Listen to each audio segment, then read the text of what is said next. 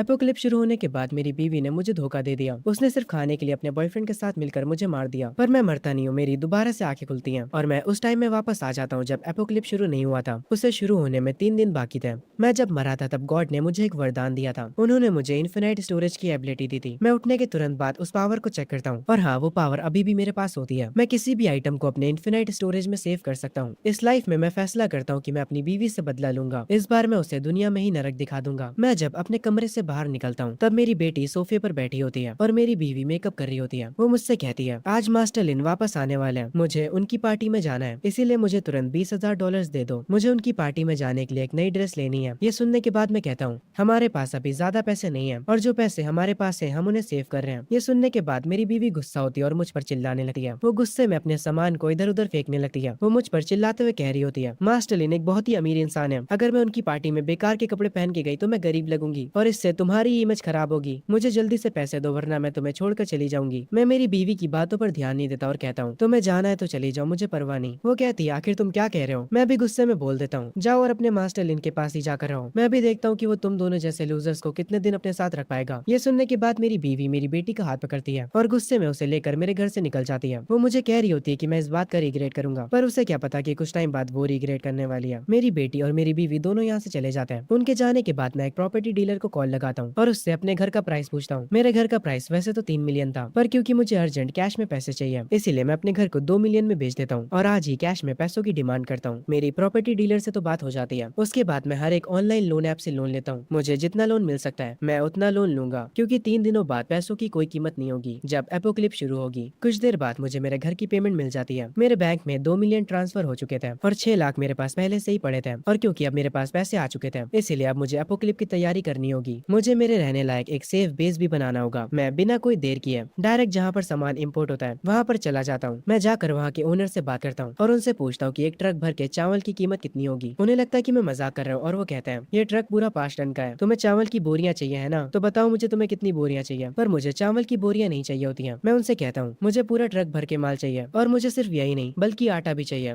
और नूडल्स भी, जो भी आपके पास खाने लायक सामान है मुझे हर एक वो चीज चाहिए। यहाँ पर जितना सामान है मुझे वो सब चाहिए। ये सुनने के बाद वो आदमी हैरान हो जाता है और कहता है, क्या तुम पूरी सुपरमार्केट खोलने का प्लान कर रहे हो? मैं अपना कार्ड बाहर निकालता हूँ और कहता हूँ, हाँ कुछ ऐसे ही समझ लीजिए। इन सारे सामान को मेरे वेयरहाउस में डिलीवर करवा दीजिएगा। कुछ देर बाद वो खाने का ट्रक उस वेयरहाउस में आता है जो मैंने खरीदा होता है और वहाँ पर सारा सामान अनलोड करके चला जाता है। मैं अपने उस वेयरहाउस में जाता हूँ और उन सारी चीजों को देखता हूँ। उसके बाद एक एक करके हर एक चीज को अपने इन्फिनाइट स्टोरेज में सेव करता हूँ। देखते देखते वो पूरा वेयरहाउस खाली हो जाता है, पर इतना सामान मेरे लिए काफी नहीं है। ये बस कुछ सालों तक ही चल पाएगा। मुझे और खाने के आइटम्स चाहिए होंगे। मुझे मेरी फेवरेट कोल्ड ड्रिंक्स और KFC के आइटम्स भी चाहिए। एपोक्लिप में वही खाने का सामान सबसे ज्यादा लग्जरी होता है। सीन शिफ्ट होता है MC की बीवी के ऊपर, जो कि मास्टर लिन के लिए ड्रिंक तैयार कर रही होती है। वो अपने पति की बुराई करती है और कहती है, मेरे पति ने मुझे घर से निकाल दिया क्योंकि मैंने उससे कुछ पैसे मांग लिए थे, पर मास्टर लिन आप उससे बिल्कुल अलग हैं, आप बहुत ही ज्यादा अच्छे हैं। मास्टर लिन नोटिस करता है कि ये औरत उससे कुछ ज्यादा ही चिपक रही है। वो अपने मन में कहता है, ये औरत कुछ ज्यादा ही मेरे से चिपक रही है, मैं कुछ दिनों में इसे छोड़ दूंगा। हमारे MC की जो बेटी होती है वो इस टाइम पर मास्टर लिन को अपना डैड बुला रही होती है और अपने असली डैड की बुराई कर रही होती है। वो अपने डैड को लूजर बोलती है। सीन शिफ्ट होता है वापस से MC पर। वो अपने रहने के लिए एक सेफ बेस बनवा रहा होता है। मेरे सारे पैसे खत्म हो गए, पर जब एपोक्लिप आएगी और बहुत ही ज्यादा ठंड पड़ने लगेगी तब मेरा ये घर मुझे सुरक्षित रखेगा। इस बेस को बनवाने के बाद मेरे पूरे पैसे वसूल हो जाएंगे। कुछ दिनों में मेरे घर का काम कंप्लीट हो जाता है। अब बारी आती है उस दिन की जिस दिन एपोक्लिप आया था। आसमान में काले बादल छा जाते हैं और कुछ ही देर में पूरा शहर नीला पड़ जाता है। हर तरफ ठंडी हवाएं चलने लगती हैं और बर्फ भी काफी तेजी से गिरने लगती है। टेम्परेचर -30 डिग्री चला जाता है। पूरे शहर में तूफानी हवाएं चल रही होती हैं, पर मुझे इन सब चीजों से क्या, मैं तो अपने बेस में आराम से बैठा होता हूँ, अपने रूम का टेम्परेचर 24 डिग्री पर सेट करके। जैसा मैंने सोचा था एपोक्लिप आ चुकी है। सीन शिफ्ट होता है MC की बीवी के ऊपर। उसे समझ नहीं आ रहा होता है अचानक से इतनी तेज हवाएं कैसे चलने लगी और मौसम इतना ठंडा कैसे हो गया। मौसम के ऐसे होने की वजह से हर जगह की लाइट भी कट ऑफ हो चुकी होती है। ये लिन नाम का बंदा एक बहुत मोटा सा कोट पहने होता है। MC की बीवी लिन से पूछती है, क्या गर्म वाला AC खराब हो चुका है? लिन गुस्से में कहता है, चुप रहो, पावर ही कट ऑफ हो चुकी है, क्या तुम्हें बाहर का नजारा नहीं दिख रहा? MC की बेटी रो रही होती है और वो कहती है अपनी मॉम से, मुझे बहुत ठंड लग रही है, मुझे अपने घर वापस जाना है। वो एक कोने में बैठकर रोने लगती है और लिन से कहती है, डैड मुझे बहुत ठंड लग रही है, मुझे खाना चाहिए। पर लिन गुस्से में उससे कहता है, चुप हो जा, मुझे खुद ठंड लग रही है। MC की बीवी सोचती है, मेरा पति अभी अपने घर पर होगा, मैं उसे जल्दी से यहाँ पर बुला लेती हूँ और हम उसके साथ वापस चले जाएंगे। वो कॉल लगाती है, तभी मुझे मेरी बीवी का कॉल आता है। मैं थोड़ा हैरान होता हूँ, अरे देखो तो मुझे लिन फैमिली की लेडी की कॉल आई है। मैं उस कॉल को काट कर अपनी बीवी को वीडियो कॉल करता हूँ और जो चिकन मैं खा खा रहा था उसे वीडियो कॉल पर दिखाता हूँ। मेरी बीवी मेरे घर में लाइट को आता देख काफी हैरान होती है। वो मुझसे पूछती है, आखिर तुम्हारे घर में लाइट कैसे आ रही है? मैं उसकी बातों पर ध्यान नहीं देता हूँ, बल्कि उसे चिकन लेग पीस दिखाता हूँ। वो ये देखकर हैरान हो जाती है। वो मुझसे पूछती है कि ये तुम्हारे हाथों में क्या है? मैं मुस्कुराते हुए बताता हूँ, फ्राइड चिकन, और क्या, और ये काफी अच्छा है। मैं वीडियो कॉल पर उसके सामने इसे खाता हूँ, और यहाँ तक कि वीडियो कॉल पर कोल्ड ड्रिंक भी उसे दिखाता हूँ। उसके सामने मैं अपने खाने के मजे ले रहा होता हूँ। एमसी की बेटी वीडियो कॉल पर खाने को देखकर अपना होश खो देती है। वो जिद करने लगती है कि उसे भी वो खाना खाना है। मेरी बीवी कहती है, तुमने सिचुएशन देखी ना, हमारी बेटी भूखी है, इसीलिए तुम्हारे पास जितना भी खाना है उससे हमारे पास ले आओ। ये मौसम मुझे मार डालेगा। और सुनो, यहाँ पर मास्टर लिन भी है, तो हमारे लिए ब्लैंकेट्स भी ले आना। मुझे उस लिन का नाम सुनकर गुस्सा आता है। मैं उसे कुछ बुरा कह देता हूँ, जिसकी वजह से मेरी बीवी चिढ़कर कहती है, अपना मुंह बंद रखो, मास्टर लिन एक वीआईपी है। अगर तुम उन्हें अच्छे से ट्रीट करते हो तो शायद से वो तुम्हें अपनी कंपनी में एक अच्छी जॉब दे दें। मेरी बीवी की बैल बुद्धि देखकर मुझे काफी हैरानी होती है। मैं उससे कहता हूँ, सो मैं, क्या तुम पागल हो चुकी हो? इस एपोक्लिप में मुझे जॉब की क्या चिंता? ठीक है, मैं अब कॉल रख रहा हूँ, तुम अपनी बढ़िया जिंदगी मजे से जियो इस प्यारे से ठंडे मौसम में। ये कहने के बाद मैं फोन कट कर देता हूँ, क्योंकि मैंने उसका कॉल काट दिया था। इसीलिए मेरी बीवी काफी गुस्सा होती है। लेन मेरी बीवी के पास उठकर आता है। मेरी बीवी उससे कहती है, आप चिंता मत करिए मास्टर लेन, वो बस टफ होने की एक्टिंग कर रहा है, पर असल में वो एक बहुत बड़ा सिंप है। अगर मैं उससे थोड़ा अच्छे से बात करूंगी तो वो कुत्तों की तरह भागते हुए मेरे पास आ जाएगा और हमारे लिए खाना भी ले आएगा। पर तभी लिन उसे एक जोर का थप्पड़ जड़ देता है। वो जाकर जमीन पर गिर जाती है। उसकी आंखों से आंसू आ जाते हैं। वो कहती है, आपने मुझे मारा? लिन कहता है, तुम बस एक कचरा हो। अगर मैं तुम्हारे साथ यहाँ पर टाइम स्पेंड ना कर रहा होता तो इस समय मैं अपने प्राइवेट जेट में होता, ना कि यहाँ पर ठंड में जम रहा होता। मैं अपने कोल्ड ड्रिंक के कैन को ओपन करता हूँ। अब जबकि एपोक्लिप शुरू हो चुकी है, अभी एपोक्लिप का पहला दिन है, तो इंसान अभी एक दूसरे को नहीं खाने वाले हैं। उसमें थोड़ा टाइम लगेगा। मैं सोचता हूँ कि इस वक्त मेरी बीवी क्या कर रही होगी। मैंने पेट भर खाना खा लिया है, अब मेरे पास कुछ करने के लिए नहीं है। मैं अपने खाने की फोटो खींचता हूँ और उसे सोशल मीडिया पे डाल देता हूँ। मैं उसके कैप्शन में लिखता हूँ कि मैंने कुछ ज्यादा ही खा लिया। तभी मैं देखता हूँ कि मेरी बीवी के बहुत सारे मैसेजेस मेरे फोन पर पड़े हैं। उसने असल में वॉइस मैसेजेस भेजे होते हैं। मैं उसमें से एक मैसेज को प्ले करता हूँ। उसमें मेरी बीवी मुझे गालियां दे रही होती है, क्योंकि उसने वो खाने की तस्वीर देख ली जो कि मैंने सोशल मीडिया पर डाली थी। वो आगे कहती है कि वो कुछ देर में भूख से बेहोश हो जाएगी और मुझे उसे खाना देने के लिए कहती है, और ये धमकी देती है कि वो मुझे एक्सपोज कर देगी कि मैं उसे अब्यूज करता हूँ और मुझ पर एक झूठा केस डाल देगी। मैं बस अपने मन में इतना ही सोचता हूँ कि इस बैल बुद्धि में अभी तक अकल नहीं आई है। एपोक्लिप के समय पर ये मुझ पर केस करेगी। आखिर इस टाइम पर इसका केस कौन लड़ने वाला है? ये दुनिया का अंत है। मैं अपनी बीवी को ब्लॉक कर देता हूँ ताकि वो मुझे और परेशान ना कर सके। उसके बाद मैं अपना कंसोल उठाकर गेम खेलने लग जाता हूँ। मैं आराम से सोफे पर बैठकर गेम खेलने लगता हूँ। तभी दूसरी तरफ लिन मेरी बेटी और मेरी बीवी को उसके घर से बाहर निकाल देता है। वो दरवाजे को उनके मुंह पर बंद कर देता और कहता है, वापस मत आना जब तक तुम कहीं से खाना ना ले आओ। हम देखते हैं एमसी की जो वाइफ होती है वो काफी ज्यादा परेशान हो जाती है। उसकी बेटी के आंसू निकलना बंद ही नहीं होते हैं। वो ट्राई करती है एमसी को कांटेक्ट करने का, पर अपना एमसी तो उसे ब्लॉक मार चुका है। पूरी दुनिया का वेदर और खराब होते जा रहा था। टेम्परेचर -51 चला जाता है। पर मुझे क्या, मैं तो अपने घर पर बैठा आराम से गर्म खाना खा रहा होता हूँ। 3 दिन बीत चुके हैं एपोक्लिप को शुरू हुए। अब तक तो मेरे पड़ोसियों का खाना खत्म हो चुका होगा। मेरी पिछली जिंदगी में मेरी बीवी ने मुझे मार दिया था खाने के लिए, और मैं मेरे पड़ोसियों के बारे में भी क्या कहूँ, उन्होंने भी मेरा खाना चुरा लिया था। पर इस बार मैं तुम में से किसी को भी नहीं छोड़ने वाला। मैं अपनी चिमनी के फैन को तेज कर देता हूँ ताकि जो खाने की खुशबू है वो मेरे पड़ोसियों तक जा पाए। इसको मेरी अच्छाई समझना कि तुम लोग खाने की खुशबू भी ले पा रहे हो। मैं अपने डोर के बाहर लगे हुए कैमरास को चेक करता हूँ। मॉनिटर स्क्रीन पर खड़ा होकर मैं देखता हूँ खाने की स्मेल से मेरे पड़ोसी अपने घर से बाहर निकल आते हैं। वो मुझसे मिन्नत करने लगते हैं कि मैं अपना दरवाजा खोल दूं और उन्हें कुछ खाने को दूं। और यहाँ पर सिर्फ वही लोग नहीं खड़े होते हैं, बल्कि सारे पड़ोसी उनके साथ खड़े होते हैं। वो लोग चिल्लाते हुए कह रहे होते हैं, तुम इतना सारा खाना अकेले नहीं खा सकते हो, कुछ खाना हमारे साथ भी बांटो। वो लोग कसकर मेरा गेट पीटने लगता है, पर मुझे उनकी बातों से कोई भी फर्क नहीं पड़ता, और वो इस गेट को तो कभी नहीं तोड़ पाएंगे। मैंने बहुत पैसे खर्चा करे हैं। मेरी पिछली जिंदगी में इन लोगों ने मुझे बेवकूफ बना लिया था और मेरे घर में आकर मेरा सारा खाना ले गए थे। इस बार मैं इनके मजे लेने वाला हूँ। मैं एक स्माइल करता हूँ और गेट के पास जाकर बोलता हूँ, अभी गेट के बाहर कौन खड़ा है? बाहर से मेरे एक पड़ोसी का जवाब आता है, शाओ जैंग, मेरा पोता भी मेरे साथ है, हमें 2 बोरी चावल और थोड़ा मीट दे दो, मेरा पोता काफी भूखा है। ये सुनने के बाद मैं उनसे कहता हूँ, आंटी लिन, असल में मेरे पास भी खाना नहीं है, आप खुद से अपना कोई जुगाड़ कर लीजिए। वो मुझ पर चिल्लाते हुए कहती हैं, तुमने अभी क्या कहा? मैं उनसे कहता हूँ, मैं अपना खाना कुत्तों को खिला दूंगा पर आपको नहीं, और अगर आपने दोबारा से मेरे दरवाजे पर एक और हाथ मारा फिर देखना कि मैं क्या करता हूँ। ये सुनने के बाद वो बाहर से कहती हैं, तुम शाओ जैंग, मुझे लगा था कि तुम एक अच्छे इंसान हो, मुझे यकीन नहीं हो रहा कि तुम ऐसी बातें कर रहे हो। एक बड़ा टैटू वाला बंदा बोलता है, ये बच्चा तो कुछ ज्यादा ही जबान चला रहा है, एक बार जरा दरवाजा खोल और मैं तुझे सिखाता हूँ कि बड़ों के रिस्पेक्ट कैसे करते हैं। वो दरवाजे पर जोर से किक मारता है, और सिर्फ एक बार नहीं, वो बार बार उस दरवाजे को मारता है, पर उस दरवाजे दरवाजे पर लात मारने की वजह से वो खुद पीछे जाकर दीवार से टकरा जाता है। वो हैरान होता है कि ये डोर इतना ज्यादा मजबूत है। भाई आखिरकार मैंने उस डोर पर पैसे खर्चा करे। आखिर में सारे पड़ोसी हार मान जाते हैं। वो मुझे बुरा भला कहते हैं और वो कहते हैं क्या वो हमें भूख से मरता हुआ देखना चाहता है। तभी यहाँ पर भागते हुए मेरी बीवी मेरी बेटी को लेकर आ रही होती है। वो मेरे घर के पास आ जाती है और वो काफी खुश होती है। वो गेट पर नॉक करके कहती है शाओ ज़ेंग दरवाजा खोलो। वो टैटू वाला बंदा कहता है ये औरत तो शाओ ज़ेंग की वाइफ है। वो पड़ोसी आंटी आकर उसकी वाइफ से कहती है अरे तुम तो सुमे हो ना, वही औरत जो कि अपने पति को अमीर आदमी के लिए छोड़कर चली गई थी। क्या हुआ, क्या उस अमीर आदमी ने तुम्हें खाना नहीं खिलाया। शाओ ज़ेंग की वाइफ ऑलरेडी रो रही होती है। वो बार बार गेट पर खटखटाती है और रोते हुए माफी मांगती है। वो मेरी बेटी का नाम लगाती है और कहती है कि उसने ये सब उसके फ्यूचर के लिए किया था। मैं डोर के पास आता हूँ और अपनी बीवी से कहता हूँ सुमे मुझे माफ करना, मैं तुम्हें पहले ही ये बात बता दूं कि अब हम लोग साथ में नहीं है। और मुझे बताओ तुम वापस क्यों आई हो मेरे पास। मैं मॉनिटर स्क्रीन पर उन सब की हालत देख रहा होता हूँ और मजे से अपनी ड्रिंक को एंजॉय कर रहा होता हूँ। मैं अपने पड़ोसियों से कहता हूँ मेरी बात सुनो तुम लोग, मैं तुम्हें बताता हूँ। मेरी जो ये एक्स वाइफ है वो मुझे लिन फैमिली के अमीर आदमी के लिए छोड़कर गई थी और अब देखो मेरे पास वापस आ गई। तुम्हें पता वो लिन नाम का बंदा बिलियनर है, उसका घर पूरा खाने से भरा पड़ा है। मेरी बीवी वहाँ पर 3 दिन उसके साथ रही, इसीलिए मैं पक्के तरीके से कह सकता हूँ कि मेरी बीवी के बैग में खाने का सामान होगा। एक बार तुम लोग उसके बैग को तो देखो, वो कितना ज्यादा भरा लग रहा है। मेरे ये कहते ही सारे पड़ोसियों की नजर मेरी बीवी के बैग पर जाती है। मैं उन सबको बताता हूँ कि उसमें खाने का बहुत टेस्टी सामान हो सकता है। उन सब की नजरों में भूख दिख रही होती है और वो लोग किसी पागल ज़ॉम्बी की तरह मेरी बीवी के पास जाने लगते हैं। वो उसे पकड़कर उसका बैग छीन लेते हैं, पर जब वो लोग बैग को चेक करते हैं तो उसमें से सिवाय मेकअप के और कुछ नहीं निकलता, जिसे देखकर वो टैटू वाला पड़ोसी काफी गुस्सा हो जाता है। वो गुस्से में मेरी बीवी से कहता है मुझे पता, जल्दी खाना कहाँ है। मेरी बीवी अपने मेकअप के सामान को उठाने लगती है, पर वो पड़ोसी उसके मेकअप के सामान पर पैर रख देता है। वो जल्दी जल्दी से सारे मेकअप के सामान को उठाने लगती है। वो सबसे कह रही होती है इन्हें बर्बाद मत करो, ये बहुत महंगे हैं। ये लिमिटेड एडिशन की लिपस्टिक थी जो मैंने काफी महंगी खरीदी थी। ये बहुत ज्यादा महंगी, अगर तुमने इसे तोड़ दिया तो तुम इसके पैसे भी नहीं दे पाओगे। ये कहते हुए वो रो रही होती है।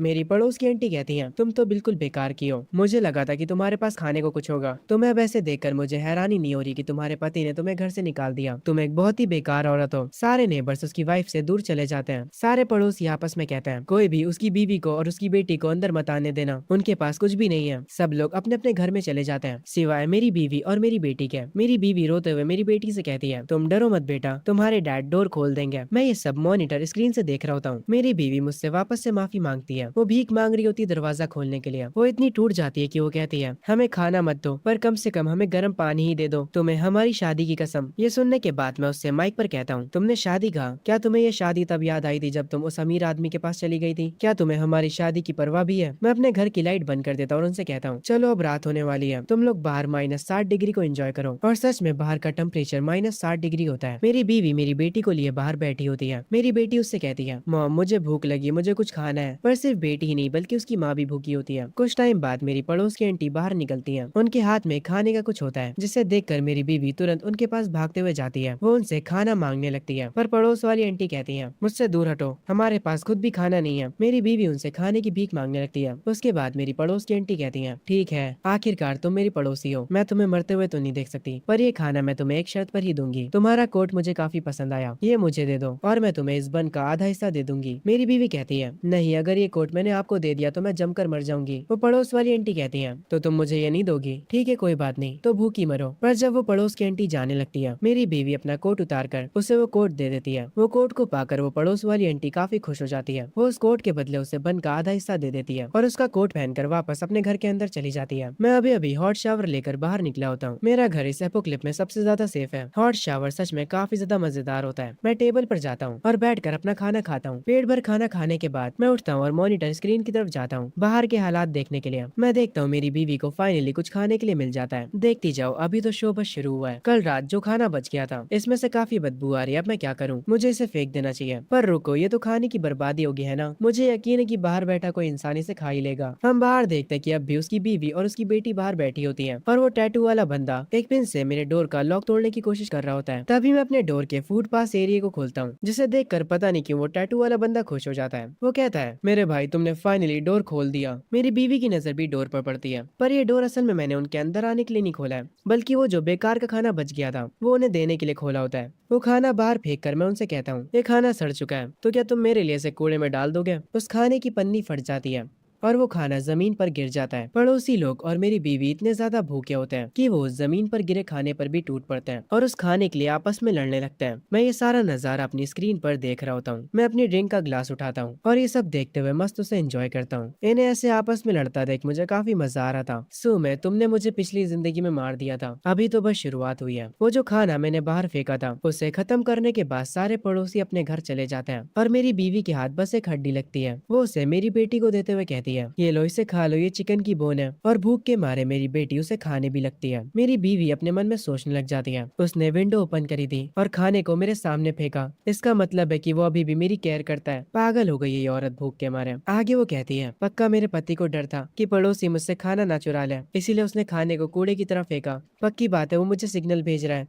हाँ नहीं, मुझे समझ आ गया कि तुम्हारा क्या मतलब है। क्या तुम मुझसे अभी भी गुस्सा हो? वो चिकन की बोन काफी टेस्टी थी। मुझे पता कि वो तुमने हमारी बेटी के लिए भेजा था। मेरी बीवी जो बाहर ये सब खड़े कह रही होती है, मुझे इसका अंदाजा भी नहीं होता क्योंकि मैं अपने घर के अंदर बैठकर आराम से गेम खेल रहा होता हूँ। मेरा सारा ध्यान गेम पर होता है। थोड़ी देर बाद मैं गेम को बंद कर देता हूँ और डोर पर आता हूँ। ऐसा नहीं था कि मैंने अपनी बीवी की बातें नहीं सुनी, मुझे लगता कि वो बस पागल हो चुकी है। मैं डोर के पास खड़े होकर उससे कहता हूँ, सुमी, क्या ठंड के मारे तुम्हारा दिमाग खराब हो चुका है? वो बस कचरा था जो कि मैंने बाहर फेंका, वो कोई सिग्नल नहीं था, इसीलिए डेल्यूजनल होना बंद करो। मेरी बीवी इसके जवाब में कहती है, नहीं, तुम झूठ बोल रहे हो, तुम अभी भी मुझसे प्यार करते हो, तुम बस अभी गुस्से में हो। नाटक करना बंद करो और अगर सच में तुम मुझसे प्यार नहीं करते हैं तो दरवाजा खोलो और मेरी आंखों में देख कर कहो, ऐसा हो ही नहीं सकता कि तुम मुझे छोड़ दो। मैं उसे स्क्रीन के पास बैठकर देख रहा होता हूँ और उससे कहता हूँ, तुम्हें बस वो अमीर आदमी चाहिए था, तुमने बस मुझे बैकअप की तरह ट्रीट किया। और तुम्हारी बेटी भी बिल्कुल तुम्हारे जैसी है, उसे भी लिन को अपना डैड बनाना था, तब तुम्हें मेरा प्यार याद नहीं आया। अब मुझे तुम्हारी कोई परवाह नहीं है, पर रिलैक्स रहो, मैं तुम्हारी जान नहीं लूंगा, जाकर अपनी जिंदगी जियो। मैं अपनी ड्रिंक को उठाता हूँ और कहता हूँ, बस तुम मेरी जिंदगी को बेहतर होते हुए देखो। मैं उस ड्रिंक को पूरा पी जाता हूँ। बाहर से मेरी बीवी कहती है, ऐसा हो ही नहीं सकता कि तुम मुझसे प्यार नहीं करते हो। हम पड़ोसियों के एक ग्रुप को साथ में देखते हैं। वो टैटू वाला बंदा कहता है, मैं जितना ज्यादा सोच रहा हूँ मुझे उतना ही गुस्सा आ रहा है। वो साला हमें अपने किचन का कचरा खिला रहा था। वो पड़ोस वाली आंटी कहती हैं, आखिर हम कर भी क्या सकते हैं, उसके घर का डोर काफी ज्यादा मजबूत है, हम उसे कुल्हाड़ी से भी नहीं तोड़ सकते, हम उसके घर में नहीं घुस सकते। दूसरा पड़ोसी कहता है, अगर हमें जल्दी ही खाना नहीं मिला तो कल तक हम सारे बेहोश हो जाएंगे। वो टैटू वाला बंदा गुस्से में कहता है, अगर हम उसके घर के अंदर नहीं जा सकते तो हम उसे जबरदस्ती बाहर निकालेंगे। उसका डोर काफी ज्यादा मजबूत है, पर वो डोर गर्म तो होता ही होगा, है ना? तो अगर हम किसी जलती हुई चीज को उसके डोर पर डालेंगे और उसे आग से जला देंगे तो उसका पूरा घर जाइंट ओवन में बदल जाएगा। इसके बाद वो अंदर नहीं रह पाएगा। एमसी की बीवी अभी तक डोर पर ही बैठी होती है। तभी पड़ोसी काफी सारे सामान के साथ उसके डोर के पास आ रहे होते हैं। वो टैटू वाला बंदा एमसी की बीवी से बोलता है, ओए, तो तुम अभी तक जिंदा हो? उसकी बीवी उससे बोलती है, तुम लोग इस वक्त यहाँ पर क्या कर रहे हो? वो टैटू वाला आदमी उसकी बीवी को लात मारकर दरवाजे से दूर कर देता है और बाकी के पड़ोसी काफी सारी किताबों को डोर के पास रखने लगते हैं। वो हर एक जगह को ब्लॉक कर रहे होते हैं और ये सारी चीज मैं अपने घर के अंदर बैठा स्क्रीन पर देख रहा होता हूँ। अब ये बेवकूफ लोग क्या कर रहे हैं? लगता है इनके पास जीने की इच्छा नहीं है। सारे पड़ोसी एक साथ आ चुके होते हैं।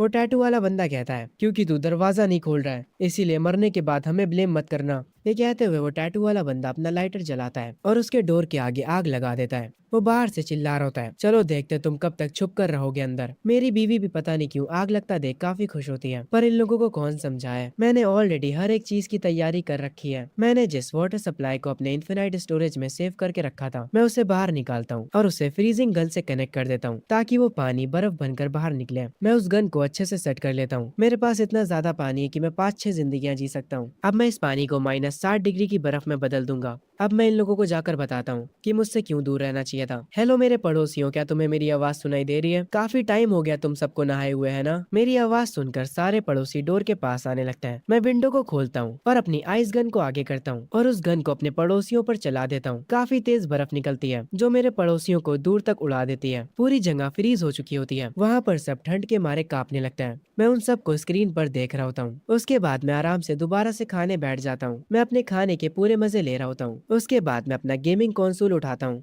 बाहर वो टैटू वाला बंदा कहता है, मुझे मेरे हाथ फील नहीं हो रहे हैं, मेरी उंगलियां काली पड़ चुकी हैं। पड़ोस वाली आंटी का चेहरा काला पड़ चुका होता है, उनका चेहरा काफी ज्यादा दर्द कर रहा होता है। वो मुझे गालियां दे रही होती हैं। मेरी बीवी कहती है, अच्छा हुआ मैं जल्दी से जाकर छुप गई थी, आखिर उसके पास इतना पानी आया कहाँ से? क्या अंदर उसके पास पूरा समंदर है? तभी वो टैटू वाला आदमी मेरी बीवी के पास आकर उसे लात मारता है। वो मेरी बीवी और मेरी बेटी को उठाता और कहता है, हम इनका इस्तेमाल करेंगे उसे धमकाने के लिए। मैं इनको आराम से अंदर बैठा मॉनिटर स्क्रीन पर देख रहा होता हूँ और वो भी मेरी गर्म कॉफी पीते हुए। मुझे पता है कि मेरे पागल पड़ोसी कुछ न कुछ करने वाले हैं। वाटर गन से मैं बस उन्हें डरा सकता हूँ, पर जब ये लोग अपनी औकात से बाहर चले जाएंगे तो मुझे अपने एक खास वेपन का इस्तेमाल करना पड़ेगा। इसकी इफेक्टिव रेंज 100 मीटर है। ये किसी शील्ड के भी आर पार जा सकता है। तू साले टैटू वाले मोटे आदमी, तेरा नाम चांग है ना? अगली बार अगर तू मुझे दिखा तो मैं तेरे ऊपर पानी डालने के बजाय अपनी इस नई वेपन से मारूंगा। वो चैंग एमसी की बीवी और उसकी बेटी को डराता है और उनसे कहता है, रोना बंद करो, मैं तुम लोगों से बाद में निपटूंगा। वो उन्हें एक बोतल देता है जो कि किसी चीज से भरी होती है और उन्हें ऑर्डर देता है कि वो लोग एसी यूनिट से होकर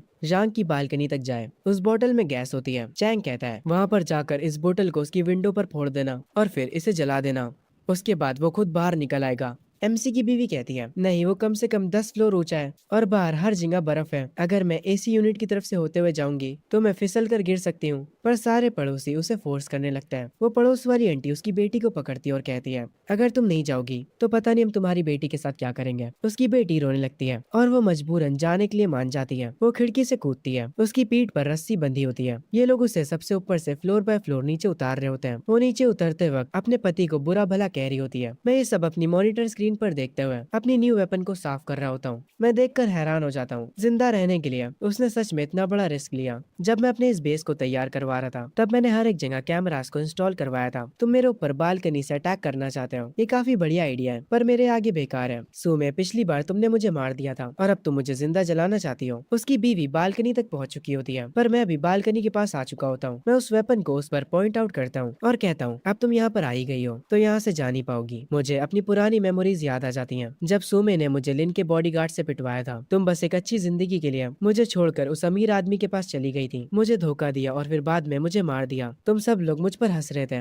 मैं वहाँ पर बर्फ में लेटा मर गया था, पर इस बार मैं तुम में से किसी को भी नहीं छोड़ूंगा। एमसी की बीवी लाइटर जलाते हुए कहती है, ये सब तुम्हारी गलती है, तुमने मुझे ये करने पर मजबूर किया है। तुम मेरे लिए डोर नहीं खोल रहे थे, इसीलिए अब मैं तुम्हें जिंदा जला दूंगी। मैं उसके सामने अपने न्यू वेपन को करता हूँ और कहता हूँ, तुम्हें मारना मेरे लिए बहुत आसान है, पर मैं तुम्हें जिंदा रखना चाहता हूँ। मैं चाहता हूँ कि तुम धीरे धीरे डर और पछतावे में सड़ो। मैं बालकनी की विंडोज को ओपन करता हूँ और अपने वेपन के साथ उसके ऊपर पॉइंट आउट करता हूँ। मैं बिना किसी मर्सी के अपनी बीवी पर फायर कर देता हूँ। वहाँ के जो पड़ोसी होते हैं वो उसकी बीवी को ऊपर खींच लेते हैं। वो उस पर गुस्सा करते हैं, जबकि वो काफी ज्यादा इंजर्ड होती है। हम कुछ टाइम बाद का सीन देखते हैं। अब उस औरत की इंजरी थोड़ी ठीक हो चुकी होती है। पड़ोस वाली आंटी कह रही होती है, तुम तो कोई काम की नहीं हो। एमसी की वाइफ अपने मन में सोच रही होती है, उसने मुझे ऑलमोस्ट मार ही दिया था। वो उन पड़ोसियों से कहती है, मैं अब वापस नहीं जाने वाली, तुम लोग भले ही मुझे मार दो। इनकी ये सारी बातें चैंग सुन लेता है। वो आते ही एमसी की वाइफ को लात मारता है। वो उन्हें यहाँ से ले जाने लगता है और कहता है, आज से तुम लोग फ्लोर पर नहीं सोगे बल्कि बाथरूम में सोगे। तुम्हारे जैसे निकम्मे लोग वहीं पर बिलोंग करते हैं। चैंग उन्हें बाथरूम में फेंक जाता है। एमसी की वाइफ के मन में पुरानी यादें चलने लगती हैं। जब उसका पति उसको शॉपिंग पर ले जाया करता था, वो उसका ख्याल रखता, उससे अच्छा अच्छा खाना खिलाता। ये सब याद आने के बाद उसकी आंखों से आंसू आने लगते हैं। मैं अपने रूम में बैठा सेब खा रहा होता हूँ। मैं अपना फोन बाहर निकालता हूँ, ये चेक करने के लिए कि जो हमारा पड़ोसियों का ग्रुप है उस पे क्या चल रहा है। मुझे वही पड़ोस वाली आंटी का वॉइस नोट आया होता है। वो उस मैसेज में सारा इल्जाम मेरी बीवी के ऊपर डाल देती हैं और जो कल रात हुआ उसे एक मिसअंडरस्टैंडिंग बताती हैं। और ऐसे ही सारे पड़ोसी भी बहाना बना रहे होते हैं। वो कल रात का सारा इल्जाम मेरी बीवी के ऊपर डाल रहे होते हैं। वो लोग ये कह रहे होते हैं कि मेरे लिए वो लोग मेरी बीवी को सबक सिखाएंगे। मैं अपने फोन को बंद करता हूँ और सोचता हूँ, ये लोग थोड़ा सा खाना पाने के लिए कितना गिर चुके हैं। उन लोगों ने मुझे जिंदा जलाने की कोशिश करी और अब वो लोग उस बात को मिसअंडरस्टैंडिंग कह रहे हैं और सारा इल्जाम मेरी बीवी पे लगा रहे हैं। जैंग की बीवी अपनी बेटी को गले लगाकर बैठी होती है। चैंग अपना फोन चेक करते हुए कहता है, जैंग हमारे ऊपर भरोसा नहीं कर रहा है। तभी वो पड़ोस वाली आंटी कहती है, तो हमें उससे कुछ और दिखाना होगा। वो सबसे ज्यादा नफरत अपनी बीवी से करता है। उसकी बीवी को उसके डोर के पास ले जाते हैं और वहाँ उसे मारना शुरू करते हैं। अगर वो खुश होता है तो कम से कम वो हमें बचा कुचा खाना दे ही देगा। चैंग उसकी बीवी को उसके बालों से पकड़ता है। वो चिल्लाती है और उसे छोड़ने के लिए कहती है, पर चैंग उसकी नहीं सुनता। वो उसे उसके डोर तक ले जाने लगता है और कह रहा होता है, अपने पति से माफी की भीख मांगो। अगर तुम्हें रोता हुआ देख वो खुश होता है तो वो कम से कम हमें कुछ खाना दे देगा। चैंग चिल्लाते हुए जैंग के डोर के पास कहता है, जरा इस औरत को देखो, इसने ही तुम्हें धोखा दिया था। हम तुम्हारी मदद करेंगे इसे सबक सिखाने में, बस हमें इसके बदले थोड़ा सा खाना दे दो और हम आज रात इसका पैर तोड़ देंगे। वो पड़ोस वाली आंटी उसकी बीवी को एक डंडे से मारती है और उसे बार बार मारे जा रही होती है। उसकी बीवी दर्द से चिल्लाती है। वो रोते हुए माफी मांगती है और जैंग से उसे बचाने के लिए कहती है, पर मैं तो अंदर बैठा आराम से सेब खा रहा होता हूँ। मैं उस सेब को कचरे में फेंकता हूँ और मॉनिटर स्क्रीन की तरफ देखता हूँ। फिर मैं डोर के पास जाता हूँ और उन लोगों से कहता हूँ, तुम उसका पैर तोड़कर क्या ही साबित कर लोगे? तुम लोगों ने मुझे जिंदा जलाने की कोशिश करी थी और अब तुम लोगों को लगता है कि मैं इसके बदले तुम्हें तुम्हें खाना दूंगा। आखिर में मेरे पड़ोसी हार मान जाते हैं। हम देखते हैं जैंग की वाइफ सो रही होती है। उसे सोता देख वो पड़ोस वाली आंटी कहती है, ये औरत पूरी यूजलेस है, ये हमारे कोई भी काम नहीं आने वाली, हमें कुछ और करना होगा, क्योंकि जैंग को लोगों को दर्द में देखने में मजा आता है। तो चलो उसे कुछ और दिखाते हैं। हम इस बार उसकी बेटी का इस्तेमाल करेंगे। उसकी बेटी से उसके डोर के सामने भीख मंगवाते हैं, शायद वो इस पर तरस खाकर हमें कुछ खाने को दे दे। वो पड़ोस वाली आंटी उसकी बेटी को जबरदस्ती जैंग के डोर के पास ले जाती है और उससे मदद की भीख मांगने को कहती है। उसकी बेटी भी माफी मांगने लगती है। रोते हुए वो अपने डैड को पुकारती है। वो कह रही होती है, मुझे माफ कर दो पापा, मुझे बहुत दर्द हो रहा है, मुझे अंदर आने दो। पड़ोस वाली आंटी उस लड़की को और ज्यादा फोर्स करने लगती है और उस पर चिल्लाए जा रही होती है। मैं ये सब स्क्रीन पर देख रहा होता हूँ। मेरी बेटी अभी भी डोर के पास खड़ी होकर मुझसे माफी मांग रही थी। मैं एक चिप्स का पैकेट लेकर आता हूँ और उससे खाने लगता हूँ। असल में मेरी बेटी भी मुझे नीचा दिखाया करती थी। वो मुझे लूजर कहती थी, जबकि मैं उसकी इतनी केयर करता था। और वो बिना किसी देर के उस अमीर आदमी को अपना डैड बनाने के लिए तैयार हो गई। खैर थोड़ी देर बाद मुझे उसकी आवाज मेरे कानों में चुभने लगती है। मैं उठता हूँ और जाकर विंडो खोलता हूँ। मैं उन लोगों से बोलता हूँ कि अब चुप हो जाओ, तुम्हारी वजह से मेरे सर में दर्द होने लगा। चैंग मुझे देखकर खुश हो जाता है। वो मुझसे खाना मांगता है। मैं जो इन लोगों की आवाज से परेशान हो चुका था, उन चिप्स को जो मैं खा रहा था, उन्हें बाहर जमीन पर फेंक देता हूँ। वो लोग तुरंत भागते हुए आते हैं और उसे उठाने लगते हैं जैसे कोई जानवर हो। तभी उस लड़की की माँ वहाँ पर आ जाती है। वो डोर पर अपनी बेटी को लेकर बैठ जाती है। तभी यहाँ पर किसी को आता देख चैंग अपने हाथ में कुल्हाड़ी उठा लेता है। पर तभी हम देखते हैं यहाँ पर लिन फैंग आ जाता है, वही अमीर आदमी जिसके लिए जैंग की बीवी ने उसे छोड़ा था। उसे देखते ही पड़ोस की आंटी उसे पहचान जाती है। लिन फैंग के बॉडीगार्ड्स के हाथों में बैग्स देखकर चैंग उसकी तरफ आता है और उससे पूछता है, तुम आखिर हमारी बिल्डिंग में क्या करने आए हो? वो सब छोड़ो, क्या तुम्हारे बैग में खाना है? तुम्हारे पास जो कुछ भी है मुझे दे दो, वरना अच्छा नहीं होगा। चैंग से ये सुनने के बाद लिन फैंग डायरेक्ट अपनी गन निकालता है और उसे उस पर पॉइंट आउट करते हुए कहता है, अच्छा वो मेरे वेयर हाउस में गन्स पड़ी थी, तो क्या बोल रहा था तू? मैं जब यहाँ पर आ रहा था तो मैंने बाकी लोगों से उनका खाना छीना और तू साले मुझसे ही मेरा खाना छीनने की कोशिश कर रहा था। लिन को देखकर जैंग की बीवी खुश हो जाती है और वो कहती है, मुझे लगा ही था मास्टर लिन आप मुझे बचाने जरूर आएंगे। लिन कुछ खाने के लिए निकालता है। जैंग की बीवी को लगता है कि वो उसके लिए है, पर लिन उसे खुद खाने लगता है। वो उससे कहता है, मुझसे कोई खाने की उम्मीद मत रखना, मैं यहाँ पर कुछ वफादार कुत्ते ढूंढने के लिए आया हूँ जो कि मेरी मदद कर सके। मैंने सुना कि जैंग ने काफी ज्यादा खाना स्टोर करके रखा है, जो भी मेरी मदद करेगा उसका दरवाजा तोड़ने में मैं उसे खाना दूंगा। ये सुनने के तुरंत बाद चैंग अपनी कुल्हाड़ी फेंक कर तुरंत घुटनों पर आ जाता है। वो लिन को अपना मास्टर मान लेता है और उसकी मदद करने के लिए तैयार हो जाता है। लिन ये देखता है, फिर वो जो खा रहा था उसे जैंग की बीवी को दे देता है। वो कहता है, मैं कभी भी अपनी औरतों को नहीं भूलता हूँ। जैंग की बीवी डोर के बाहर से चिल्लाते हुए कहती है, मुझे अब तुम्हारी कोई जरूरत नहीं है, मास्टर लिन मुझे बचाने आ गए। पहले मुझे इस औरत के लिए बुरा लग रहा था, पर ये तो एक नंबर की पलटू निकली। जब लिन देखता है कि जैंग की बीवी उसे गालियां दे रही है, तब वो जोरों से हंसने लगता है। मैं अंदर बैठकर स्क्रीन पर ये सब देख रहा होता हूँ, तो तुमने अपना असली रंग दिखाई दिया। अगर तुम लोग मुझे परेशान करने का इरादा बना ही चुके हो, तो मैं भी कोई कसर नहीं छोड़ने वाला। लिन के बॉडीगार्ड्स दरवाजे पर कुल्हाड़ी से मारने लगते हैं उसे तोड़ने के लिए। लिन उनसे पूछता है कि और कितना टाइम लगेगा, पर ये दरवाजा टूटने का नाम ही नहीं ले रहा था। लिन उनसे कहता है, तुम लोग बकवास करना बंद करो और दरवाजे को तोड़ने पर ध्यान दो। वो लोग वापस से दरवाजा तोड़ने में लग जाते हैं, पर उससे कुछ भी नहीं होता। थोड़ी देर बाद चैंग आकर दरवाजे के पास कहता है, जैंग मिस्टर लिन के पास तुम्हें मारने के बहुत सारे तरीके हैं, अगर तुम्हारे अंदर थोड़ा सा भी दिमाग है तो चुपचाप बाहर आ जाओ और मिस्टर लिन से अपनी जान की भीख मांगो। मुझे इनकी ये बात सुनकर गुस्सा आता है। मैं उस दरवाजे की एक विंडो को खोलता हूँ और अपना वेपन उठा लेता हूँ और डायरेक्ट उसे फायर कर देता हूँ। वो एरो जो मैंने फायर किया था वो सीधा जाकर चैंग को लगता है। ये देखकर सब हैरान हो जाते हैं। जैसे ही उन्हें पता चलता है कि मेरे पास क्रॉसबो है, तो वो तुरंत छुपने लग जाते हैं। वो लोग गेट के सामने से भागने लगते हैं। मैं दरवाजे के अंदर से कहता हूँ, जो मैंने अभी किया वो बस एक वार्निंग थी, अगर तुमने मेरे दरवाजे को दोबारा से छुआ तो अगली एरो जो कि मैं फायर करूंगा वो सीधा तुम्हारे सर पर लगेगी। लेन बाहर खड़ा ये सब सुन रहा होता है। मैं उससे कहता हूँ, लेन अगर तुम्हें लंबा जीना है तो यहाँ से चले जाओ। उसके बाद मैं अपना फोन निकालता हूँ और सोफे पर बैठ जाता हूँ और जो खाना मैं खा रहा था उसके साथ अपनी एक फोटो लेता हूँ ताकि मैं उसे ऑनलाइन पोस्ट करके अपने पड़ोसियों की ओर जला सकूं। मैं उस पोस्ट के साथ एक वॉइस नोट छोड़ता हूँ जिसमें मैं कहता हूँ, अकेले खाना खाना कितना लोनली होता है, मेरे पास इतनी सारी ड्रिंक्स हैं पर मेरे साथ कोई पीने वाला नहीं है। ऑफ कोर्स ये बात मैं उनकी जलाने के लिए कह रहा हूँ। मैं सोच रहा हूँ कि आज रात कितने लोग भूखे सोएंगे। वो पोस्ट बाहर बैठे जैंग की बीवी देखती है। वो खाने को देखकर हैरान हो जाती है। वो चिल्लाते हुए कहती है, ये तो बहुत ही टेस्टी बाहर का खाना खा रहे हैं। लिन जैंग की बीवी से उसका फोन छीनता है और जब वो उसे एक महंगी शराब पीते हुए देखता है तो लिन अपना कंट्रोल खो देता है और वो चिल्लाते हुए कहता है, ये बंदा मेरी सबसे फेवरेट शराब पी रहा है जो कि अभी मेरे पास भी नहीं है। चैंग भी उस पोस्ट को देखता है। वो भी काफी भूखा होता है। उस पोस्ट को देखने के बाद उसके मुंह से पानी आ रहा होता है। वो कहता है, ऐसे खाने की एक बाइट के लिए मैं मरने को भी तैयार हूँ। जैंग की बीवी जो कि कुछ समय पहले चुपचाप बैठी थी वो अपना कंट्रोल खो देती है। उसकी आंखों में आंसू होते हैं। वो कहती है, जैंग ये सब तुम सह कर रहे हो, तुम्हारे अंदर बिल्कुल भी दिल नहीं है, तुम खा कर मर क्यों नहीं जाते हैं? बाहर ये सब लोग मेरी बुराइयां कर रहे होते हैं पर मुझे क्या, मैं तो आराम से बैठकर अपने शाही खाने के मजे ले रहा होता हूँ। मेरी बीवी को ये चीज नहीं पता पर उसे गुस्से में देखकर मुझे मजा आ रहा है। तभी मुझे मेरी पहली गर्लफ्रेंड का मैसेज आता है जो कि मेरे कॉलेज के दिनों में मेरे साथ थी। वो मुझसे कहती है, मैंने तुम्हारी फोटो देखी खाने के साथ, तुम काफी अच्छा कर रहे हो। ये देखकर मुझे खुशी हुई। अभी पता नहीं क्या क्या चल रहा है, मैं काफी डरी हुई हूँ, पर अगर मैं सच कहूँ तो मैं हमारे उस कॉलेज के प्रॉमिस को नहीं भूली हूँ। पहले तुम हमेशा कहा करते थे कि जब तुम बहुत सारे पैसे कमा लोगे तो मुझे बहुत लग्जरी खाना खिलाने ले चलोगे। मुझे ये सुनकर काफी गुस्सा आता है और एक पुरानी याद मेरे सामने आ जाती है। असल में मेरी गर्लफ्रेंड बहुत ज्यादा अमीर थी। जब मैंने उससे शादी के लिए कहा था तो उसने मुझे मना कर दिया था, ये कहकर कि वो एक गरीब के साथ नहीं रह सकती। ये एक गोल्ड डिगर लड़की कौन से प्रोमिसेस की बात कर रही है। मैं सोफे पर बैठकर देखता हूँ। मेरी एक्स गर्लफ्रेंड ने मुझे कई सारे वॉइस नोट्स भी भेजे हैं। मैं अकेले इन नोट्स को नहीं सुनना चाहता, इसीलिए मैं इन नोट्स को अपनी बीवी के साथ सुनूंगा। मैं अपने डोर पर जाकर अपनी बीवी को आवाज देता हूँ और कहता हूँ, सो मैं यहाँ पर आकर सुनो कि टॉप पर आने का क्या मतलब होता है। मैं उन नोट्स को प्ले करता हूँ जिसमें मेरी एक्स गर्लफ्रेंड मुझसे माफी मांगती है क्योंकि उसने मुझे पहले हर्ट करा था, इसीलिए वो शांत आवाज में उन सारी चीजों की माफी मांगती है। मेरी बीवी बाहर से बैठकर ये सब सुन रही होती है। उसके चेहरे पर गुस्सा साफ नजर आ रहा होता है। मेरी एक्स गर्लफ्रेंड उन मैसेजेस में कुछ पुरानी मेमोरीज याद दिला रही होती है कि कैसे हम साथ में टाइम स्पेंड किया करते थे। खैर, अब मैं फाइनली अपनी एक्स गर्लफ्रेंड को रिप्लाई करता हूँ और उससे कहता हूँ, तुम्हारी एक्टिंग ऑस्कर डिजर्व करती है। सो मैं तुमने वो सब सुना ना, तुमने देखा ना अच्छी लड़कियां कैसे माफी मांगती हैं, ना कि तुम्हारी तरह गुस्सा करती हैं और चिल्लाती हैं। ये सुनकर मेरी बीवी कहती है, ये किस लड़की की आवाज थी जो तुमने मुझे फोन पर सुनाई। वो मेरे डोर के पास आकर कहती है, जैंग क्या तुम्हारे साथ कोई लड़की भी है? वो कुतिया कौन है जो कि तुम्हारे साथ है? उससे कहो कि वो अभी यहाँ से निकल जाए, मैं तुम्हारी वाइफ हूँ। मैं मेरी बीवी को ऐसे गुस्से में देखकर स्माइल करता हूँ। मेरी एक्स गर्लफ्रेंड के और भी मैसेजेस पड़े थे, मैं उन्हें प्ले करता हूँ। वो मुझे बताती है कि वो मेरी बिल्डिंग के बाहर है। वो आगे कहती है कि उसकी मदद सिर्फ मैं ही कर सकता हूँ और अगर मैं उसे बचा लेता हूँ तो वो मेरे लिए कुछ भी करेगी, कुछ भी।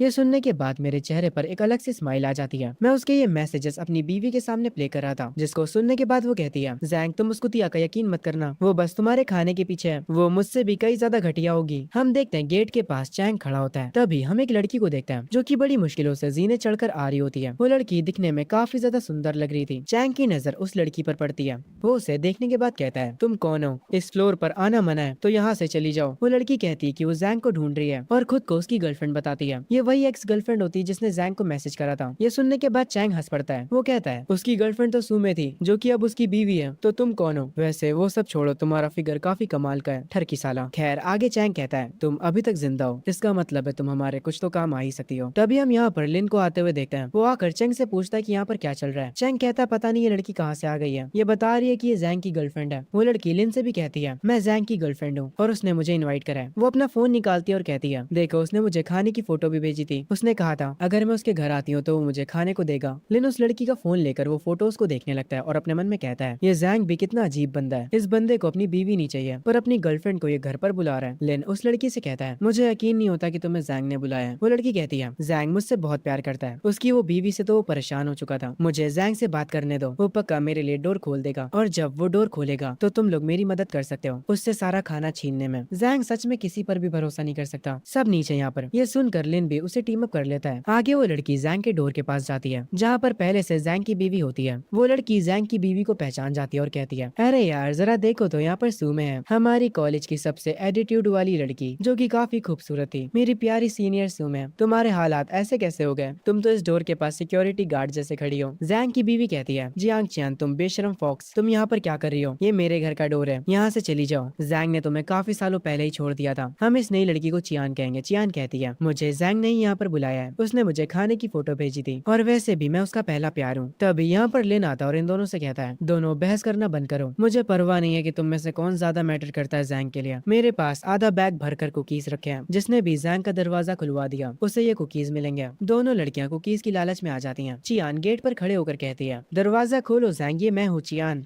मुझे पता है कि तुम मुझे देख रहे हो, चलो हम लोग साथ में रहा जाएगा। तुम्हें मुझे डांस करते हुए देखना पसंद है ना? अगर तुम मुझे अपने साथ रख लेते हो तो मैं तुम्हारे लिए रोज डांस करूंगी। ये कहते हुए वो चियान अपना कोट उतार देती है और कैमरा के सामने डांस करने लगती है, जिसे देखकर जैंग की बीवी कहती है, चियान तुम सच में मेरे हस्बैंड को सेड्यूस कर रही हो? मैं इन सब की बकवास अपने कमरे में बैठकर देख रहा होता हूँ सेब खाते हुए। मेरा पहला प्यार जो कि मेरी एक्स है और मेरी बीवी, ये दोनों ही पागल है। मुझे ये दोनों पसंद कैसे आ गई? मैं सच में पहले अंधा था। मैं माइक पकड़कर बाहर कहता हूँ, चियान अब बस भी करो, तुम्हारा डांस किसी ज़ॉम्बी से भी बेकार है। तुमने मेरा पूरा नाश्ते का मजा बिगाड़ दिया क्योंकि लिन ने तुम्हें कुकीज देने का वादा किया है। मेरे पास एक फूड कैन रखा है जो कि एक्सपायर हो चुका है। तुम में से जिसने भी मुझे ज्यादा एंटरटेन किया मैं उसे ये कैन दे दूंगा। ये सुनकर दोनों खुश हो जाती हैं और उस खाने के लालच में आ जाती हैं। चियान डोर के पास जाती है और कहती है, तुम्हारी बीवी एक नंबर की कुतिया है, ये तुमसे गद्दारी कर रही है, ये चाहती है कि तुम दरवाजा खोलो ताकि ये लिन के साथ मिलकर तुम्हें मार सके। ये सुनकर जैंग की बीवी के एक्सप्रेशंस बदल जाते हैं। वो गुस्से में कहती है, ये कमीनी झूठ बोल रही है। जैंग तुम इसकी बातों में मत आना, ये बस एक पागल लड़की है। ये सुनने के बाद चियान कहती है, तुमने मुझे गुस्सा दिला दिया, क्या तुम लड़ना चाहती हो? मैं वैसे भी बहुत समय से तुमसे नफरत करती थी। चियान जैंग की बीवी के बाल पकड़ती है और उसे जमीन पर गिरा देती है और फिर उसे बहुत मारती है। वो ऊपर देखते हुए हंसती है। मैं अपनी ड्रिंक पीते हुए उनसे कहता हूँ, तुम सब कितने गद्दार हो यार। पहले तुम लोगों ने मिलकर मुझे मारने का प्लान किया, पर अब थोड़े से खाने के लिए एक दूसरे को मारने के लिए तैयार हो गए। चियान बहुत बुरी तरह से जैंग की बीवी को मार रही होती है। वो उसके मुंह से खून तक निकाल देती है। वो ऊपर देखते हुए जैंग से कहती है, मैंने इसे अच्छी तरह से मारा है, मैं आपके लिए कुछ भी करने को तैयार हूँ, कुछ भी। ये लड़की बार बार इतना कुछ भी पे क्यों फोकस कर रही है? खैर, मैं अंदर बैठा होता हूँ और अपनी ड्रिंक को टेबल पर रखता हूँ और कहता हूँ, तुमने अच्छा करा। मैं उस कैन को उठाता हूँ और उसे डोर पर ले जाकर विंडो खोलता हूँ और उस खाने के कैन को बाहर फेंक देता हूँ। मैं कहता हूँ, चियान तुम फाइट करते वक्त बहुत ही गंदी दिख रही थी, मुझे तुम पसंद नहीं आई और तुम इतनी खुश क्यों हो रही हो? मैं ये खाना लिन को दे रहा हूँ, अगर तुम्हें ये चाहिए तो उससे भीख मांगो। चियान बाहर अभी भी जैंग की बीवी को मार रही होती है। लिन नीचे झुककर उस कैन को उठाता है। वो उन दो लड़कियों को नीचा दिखाते हुए कहता है, देखा, जैंग ने मुझे खाना दिया, ना कि तुम दोनों लूजर्स को। मैं तुम्हें बता दूं, इसमें से काफी अच्छी खुशबू आ रही है। मैं लिन को ये हरकतें करते हुए देख रहा होता हूँ। मैं उन लोगों से कहता हूँ, लिन ज्यादा खुश मत हो, मैंने तुम पर खाना तो फेंका, पर मैंने ये कभी नहीं कहा कि वो तुम्हारा है। चियान और सुमे, मेरी बात सुनो। लिन के हाथों में जो कैन का डिब्बा है, उसे जो भी उससे छीन लेता है तो वो उसका हो जाएगा। चियान ये सुनते ही सुमे को छोड़ देती है और लिन के पास जाकर कहती है, मुझे वो दे दो, वो मेरा है, और उससे लड़ने लगती है। पर लिन उसे धक्का दे देता है और अपनी पॉकेट से गन निकालता है। तभी सुमे उठकर उसके पैर पर काट लेती है। लिन को उस चीज से काफी दर्द होता है। वो उसे हटाने की कोशिश करता है, पर तब तक चियान भी उठ चुकी होती है। वो दोनों मिलकर जमीन पर उसे गिरा देते हैं और चियान उसे मारने लगती है। ये चीज दूर से खड़े होकर लिन का बॉडीगार्ड और चैंग देख रहा होता है। वो दोनों काफी हैरान होते हैं। चैंग कहता है, ये दोनों ने तो हमसे गद्दारी कर दी है, चलो चल कर लिन को बचाते हैं। वो वहाँ पर पहुंचकर उन औरतों से लिन को छुड़ाने लगते हैं और वो लिन को बचा भी लेते हैं। मैं अंदर बैठा हंस रहा होता हूँ। मुझे अब चीजें पसंद आने लगी हैं। जब बात इंसान की भूख पर आती है तो वो कुछ भी करने को तैयार हो जाता है। बाहर लिन का बॉडीगार्ड लिन के फेस पर मरहम पट्टी करता है। लिन को जैंग पर काफी गुस्सा आता है। उन दोनों लड़कियों को बांध दिया जाता है। लिन अपने बॉडीगार्ड से कहता है कि इन दोनों को बाहर फेंक दो, इन दोनों को जाकर बर्फ में फेंका और इन्हें मरने के लिए छोड़ दो।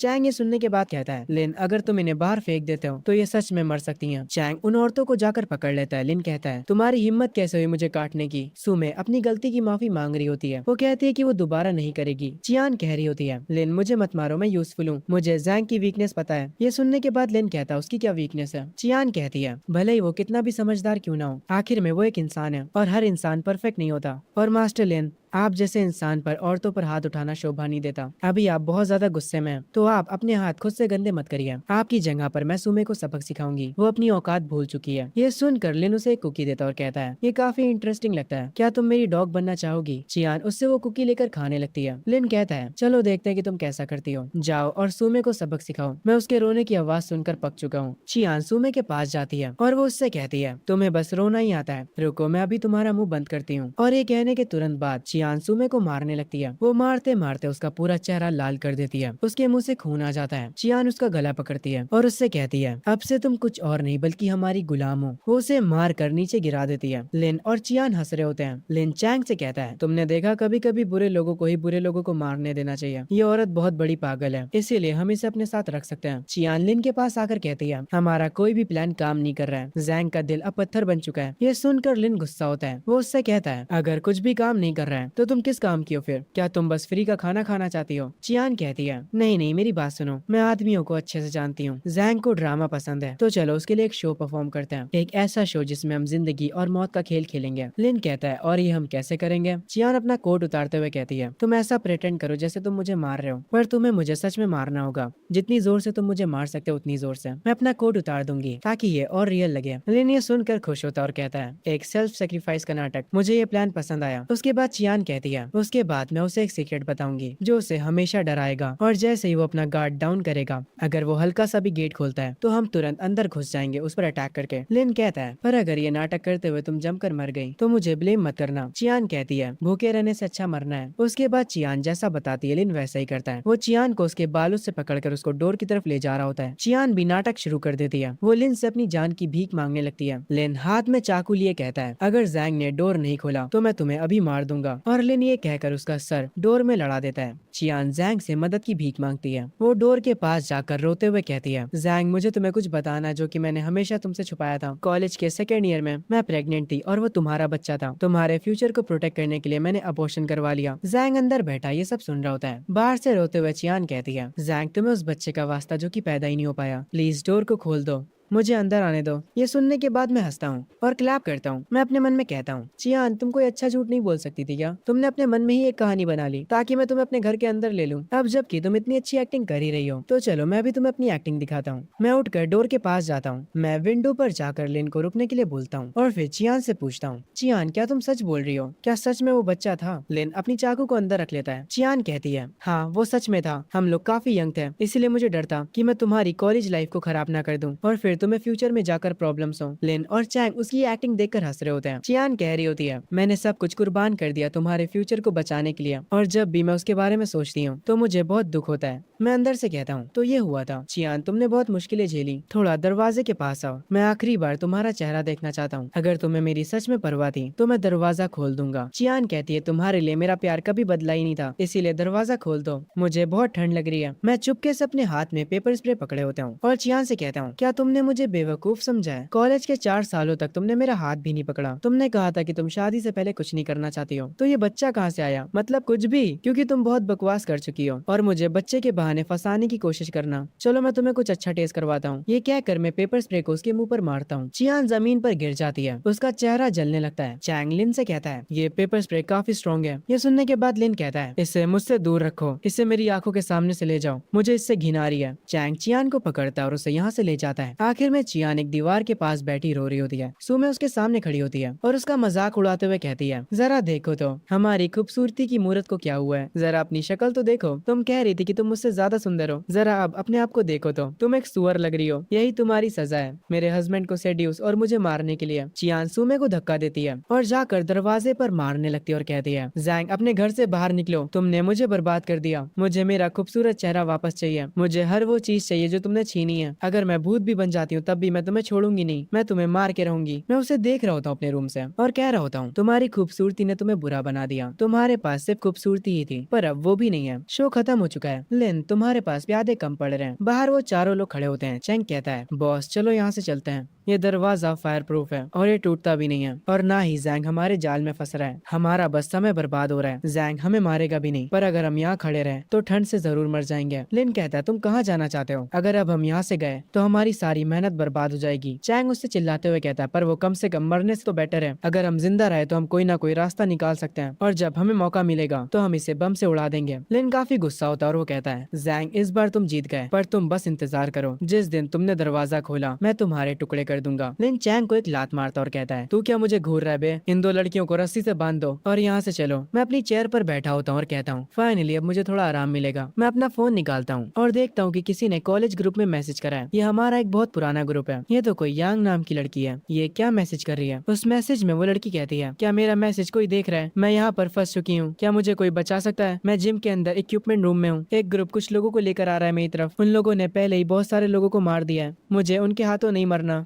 ये लड़की जो भी मदद मांग रही है, मुझे ये लड़की याद है पिछली जिंदगी में जब मुझे सबने धोखा दे दिया था और मेरे पड़ोसियों ने मेरा सारा खाना ले लिया था। जब मैं रोड पर भूखा प्यासा पड़ा था तब इसी लड़की ने मेरी मदद की थी और मुझे खाने के लिए नूडल्स दिए थे और उसने ही मुझे जिंदा रहने के लिए कहा था। वही एक अकेली लड़की थी जिसने मेरे बारे में चिंता करी। मुझे फर्क नहीं पड़ता बाकी लोगों के मरने से, पर मैं तुम्हें जरूर बचाऊंगा। मैं अपने रूम के बाहर के कैमरास को चेक करता हूँ और देखता हूँ कि वहाँ पर कोई नहीं है। अभी टेम्परेचर -60 है। लिन का ग्रुप काफी ज्यादा लालची है, पर वो इतने भी बेवकूफ नहीं है कि यहाँ पर खड़े होकर मौत को चुनेंगे। मैं अपनी जैकेट को पहनता हूँ, मैं अपनी क्रॉसबो की तरफ देखता हूँ और सोचता हूँ, ये काफी बढ़िया वेपन है पर थोड़ी स्लो भी, और ये ज्यादा लोगों को डरा भी नहीं सकती। लिन के पास गन है। मुझे ये तो नहीं पता कि उसकी गन में कितनी बुलेट्स बची हैं, पर फिर भी वो मुझे उस गन से मार सकता है। मैं इस क्रॉसबो के सहारे उसे दबा नहीं सकता हूँ और उसके पास तो पूरी गैंग है। मैं एक मैप को निकालता हूँ और उसमें रास्ता देखते हुए कहता हूँ, एक अंडरग्राउंड रास्ता है पुलिस स्टेशन के पास से, जिसके अंदर वेपन्स छुपे हुए हैं। मुझे मेरी पिछली जिंदगी में इसका पता चला था। जहाँ मैं जा रहा हूँ वो पुलिस स्टेशन उसके रास्ते में ही पड़ता है। एक तीर से 2 निशान है। मैं अपने बैग को पैक कर लेता हूँ और ग्लासेस को लगा लेता हूँ। मेरा पहला मिशन है, मुझे स्टेशन से गन उठानी है। मेरे पास गन होगी तो मैं ज्यादा सेफ रहूंगा और उसके बाद मैं कॉलेज जाऊंगा। यांग को रेस्क्यू करना है। उसने मुझे मेरी पिछली जिंदगी में जो नूडल्स दिए थे वो मेरे लिए बहुत ही ज्यादा कीमती थे। मैं किसी तरह से अपने अपार्टमेंट से निकल जाता हूँ। बाहर जोरों की हवाएं चल रही होती हैं। मेरी आंखों के सामने बर्फ बहुत ज्यादा है। अगर मैंने कोई भी गलत कदम लिया तो बर्फ की वजह से आवाज होगी, जिसकी वजह से लिन और उसके ग्रुप का ध्यान मेरी तरफ आ जाएगा। मुझे कोई भी गलती नहीं करनी है। मुझे सेफली जाकर उसे बचाना है और अपने साथ गन भी लेकर आनी है। मैं ये सोचते हुए वहाँ से आगे जाने लगता हूँ। आगे चलते चलते मेरे पैर रुक जाते हैं और वो बर्फ में धंस जाते हैं। तभी मैं अपने सामने एक बर्फ का पहाड़ देखता हूँ जो कि हल्का सा मूव कर रहा होता है। तभी उस बर्फ के पहाड़ को फाड़कर दो लोग उसमें से हथियारों के साथ निकलते हैं। वो लोग मेरा खाना छीनना चाह रहे थे। वो लोग मुझे मारने के लिए मेरी तरफ आने लगते हैं। मैं तुरंत अपनी क्रॉसबो को निकाल लेता हूँ और उनमें से एक की नेक पर अटैक करता हूँ। वो बंदा तुरंत जमीन पर गिर जाता है और ऑन द स्पॉट मर जाता है। दूसरा मुझे मारने के लिए आगे बढ़ता है, पर मैं एक और एरो निकालता हूँ और उसे उस पर पॉइंट आउट करके उसे डरा कर भगा देता हूँ। वो यहाँ से भाग जाता है, पर मैं उसे छोड़ता नहीं हूँ। जब वो भाग रहा था तो मैं उस पे उस एरो को शूट कर देता हूँ। वो भी आगे जाकर जमीन पर गिर जाता है और वहीं मर जाता है। एपोक्लिप का पहला रूल, अपने दुश्मन को कभी भी रहम मत दिखाओ। उसके बाद मैं वापस से आगे बढ़ने लगता हूँ। कुछ देर बाद मैं रुक जाता हूँ। बर्फ बहुत ही ज्यादा है, इस पर चलना मुश्किल होता जा रहा है। मुझे कोई गाड़ी चाहिए। अच्छा हुआ मैंने एक सेकंड हैंड स्नो मोबाइल खरीद ली थी और उसे अपने इन्फिनाइट स्टोरेज में सेव कर लिया था। मैं अपने बैग को उस बाइक पर रखता हूँ और उम्मीद करता हूँ कि उस पुलिस स्टेशन में गन्स हो। मैं हेलमेट को पहन लेता हूँ और गाड़ी को स्टार्ट करता हूँ और उसे लेकर सीधा निकल जाता हूँ उस पुलिस स्टेशन की तरफ। थोड़ी देर बाद मैं वहाँ पहुंच जाता हूँ। जब मैं उसके अंदर जाता हूँ तो वो जगह पूरी तबाह हो चुकी थी। अगर किसी ने इस जगह को लूट भी लिया होगा तब भी अंडरग्राउंड जो आर्मरी है उसे कोई आसानी से नहीं खोल सकता। मेरी पिछली जिंदगी में उसे ब्लास्ट करके ओपन किया गया था। मैं उस अंडरग्राउंड आर्मरी की तरफ जाने लगता हूँ। मैं अपने हाथ में टॉर्च पकड़े होता हूँ और थोड़ी देर बाद ही मुझे उस आर्मरी का गेट मिल जाता है। मैं उसे चेक करता हूँ, काफी मजबूत होता है। मैं इसे हाथों से तो नहीं तोड़ सकता, पर मेरे लिए इसे खोलना बहुत आसान है। मैं इस डोर को बस अपने इन्फिनाइट स्टोरेज में सेव कर लूंगा और बुम, ये गेट गायब। मैं उम्मीद करता हूँ कि अंदर मुझे गन्स मिल जाए, पर जब मैं अंदर जाता हूँ तो जैसा मैंने सोचा था वहाँ पर कुछ भी नहीं था। कोई ऑलरेडी इस जगह को लूट चुका है, पर उन्हें ये बात नहीं पता थी कि इस बेसमेंट के अंदर एक और सीक्रेट बेस है। मैं इस लॉक को खोल तो नहीं पाऊंगा, पर मैं इस लॉक को भी अपने इन्फिनाइट स्टोरेज में सेव कर लूंगा और ये करने के तुरंत बाद इस सीक्रेट बेस के अंदर जो तिजोरी होती है वो खुल जाती है और उसके अंदर गन्स रखी होती हैं। इसमें जो भी गन्स रखी होती हैं वो न्यू मॉडल की होती हैं। मैं उन्हें चेक करता हूँ, फिर एक पिस्टल को अपनी पॉकेट में रख लेता हूँ और फिर बाकी की गन्स को देखता हूँ। अब एपोक्लिप में मेरे पास हथियार आ चुके थे, अब कोई भी मुझे मार नहीं सका। मैं उस गन को सेट कर लेता हूँ और तुरंत कॉलेज के लिए निकल पड़ता हूँ यांग को बचाने के लिए। आगे मैं अपनी बाइक की मदद से कॉलेज बहुत ही जल्दी पहुंच जाता हूँ। फिर मैं उस बाइक को वापस से अपने स्टोरेज में सेव कर लेता हूँ। मैं फ्रंट डोर पर देखता हूँ तो कुछ कॉलेज के बच्चे खड़े होते हैं जो कि कॉलेज को प्रोटेक्ट कर रहे होते हैं। इसका मतलब है कि इस कॉलेज में बहुत सारे लोग होंगे। मुझे फ्रंट डोर से जाने की कोई जरूरत नहीं है, मैं ऊपर से जाऊंगा। मैं अपने स्टोरेज से सीढ़ियों को निकाल लेता हूँ और उन पर चढ़कर ऊपर जाने लगता हूँ। जैसे ही मैं ऊपर पहुंचता हूँ मैं उन सीढ़ियों को अपने स्टोरेज में वापस से सेव कर लेता हूँ। मैं जैसे ही अंदर पहुंचता हूँ तो इधर उधर देखने लगता हूँ। मैं देखता हूँ कि अंदर वो लोग आग जला रहे होते हैं। सारे स्टूडेंट से जबरदस्ती काम करवाया जा रहा था और उनसे ये सारा काम करवा रहा था उन्हीं की कॉलेज का एक लड़का जिसका नाम हाओ होता है। एपोक्लिप के बाद वो अपनी एक पूरी गैंग बना लेता है और सबके साथ मिलकर बाकी के स्टूडेंट्स को गुलाम बना लेता है। और इस बंदे की पावर्स अब एक हो चुकी हैं। पिछली बार जैसे इसको स्ट्रेंथ की ताकत मिली है, इससे कोई भी हरा नहीं सकता। एक लड़का हाओ के पास जाकर उसे बताता है इक्विपमेंट रूम अभी भी नहीं खुल रहा है, यांग बाहर नहीं आ रही है। गुस्से में हाओ अपना चिप्स का पैकेट फेंकता है। वो कहता है यहाँ का किंग मैं हूँ, तो वो मेरी बात क्यों नहीं मान रही है। वो एक कुल्हाड़ी को उठाता और कहता है आज तो ये गई, मैं दूर से ये सब देख रहा होता हूँ। हाओ और उसकी पूरी गैंग इक्विपमेंट रूम की तरफ जा रही होती है। मैं ऊपर वाले टनल से होकर इक्विपमेंट रूम की तरफ जाने लगता हूँ। हाओ और उसका ग्रुप इक्विपमेंट रूम के डोर के पास पहुंच जाता है। हाओ अपनी कुल्हाड़ी को उठाता है और उस डोर को तोड़ने लगता है। वो बार बार उस डोर पे मारे जा रहा था और कह रहा होता है यांग अभी भी मौका है, दरवाजा खोल दो। अगर तुमने दरवाजा नहीं खोला तो दरवाजा खोलने के बाद मैं तुम्हें उठाकर बाहर फेंक दूंगा और बर्फ में जमने दूंगा। अंदर से यांग की आवाज आती है जो कि कहती है यहाँ से चले जाओ तुम जानवर हो, तुम्हारे हाथ आने से अच्छा तुम्हें मरना पसंद करूंगी। ये सुनकर हाओ को गुस्सा आता है और वो अपनी पूरी गैंग को ऑर्डर देता है कि दरवाजे को तोड़ दो। उसके इतना कहते ही सब लोग दरवाजे पर मारने लगते हैं। मैं इनके ऊपर ही खड़ा होता हूँ, अपनी क्रॉसबो को उठाता हूँ और कहता हूँ पहले मैं इनसे निपटूंगा। तभी हम दो लड़कों को देखते हैं जो कि सिगरेट पी रहे होते हैं। उनमें से एक बंदा कहता है हाओ सच में कुछ ज्यादा ही गुस्सा हो चुका है, वो इस दरवाजे को तोड़ कर रहेगा। उस दरवाजे के पीछे कॉलेज की सबसे सुंदर लड़की है। दूसरा बंदा कहता है जब हाओ उससे बोर हो जाएगा तो हम भी थोड़े मजे कर लेंगे। और ये कहकर दोनों हंसने लगते हैं। तभी मैं अपनी क्रॉसबो को फायर करता हूँ और उनमें से एक बंदे को वो लग जाती है। दूसरा बंदा किसी चीज पे ध्यान दे, इससे पहले मैं उसे भी मार देता हूँ। फिर धीरे धीरे आगे बढ़ता हूँ अपनी क्रॉसबो को लेकर। ये गन शोर नहीं करती इसीलिए ये मुझे काफी अच्छी लगती है। जो एरोस से मैंने उन लोगों को मारा था मैं उन्हें साफ करके वापस से अपने पास रख लेता हूँ और आगे बढ़ने लगता हूँ। हाओ अभी तक गेट को खोलने की कोशिश कर रहा होता है। डोर को खोलते खोलते वो पसीने से नहा चुका होता है, पर वो डोर अभी तक खुला नहीं होता। पूरी गैंग हाओ को चीयर करने लगती है और कहती है बॉस आप ये कर सकते हो।